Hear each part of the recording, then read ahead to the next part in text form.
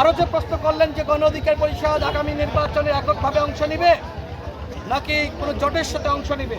দেখেন, বাংলাদেশে আমরা অতীতে দেখেছি যে রাজনৈতিক দলগুলো সাধারণত জোট করে নির্বাচনে অংশ নেয়।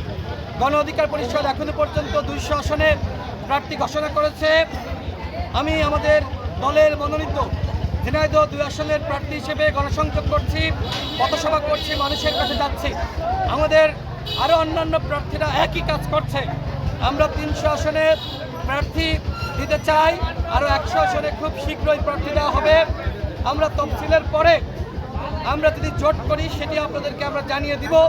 বিএনপির সাথে 2022 সাল থেকে আমরা যুগপৎ আন্দোলন করেছি, তাদের সাথেও আমাদের নির্বাচন নিয়ে আলোচনা চলছে এবং অন্যান্য যে ফ্যাসিবাদ বিরোধী শক্তি তারাও বিভিন্ন সময় চেয়েছে আমরা তাদের সাথে জোট করে নির্বাচনে অংশ নিই। আমরা এখনো পর্যন্ত এই আলোচনার পর্যায়ে রয়েছি। চূড়ান্ত কোনো সিদ্ধান্ত এখনো পর্যন্ত জোট করার বিষয়ে আমরা গ্রহণ করি নাই।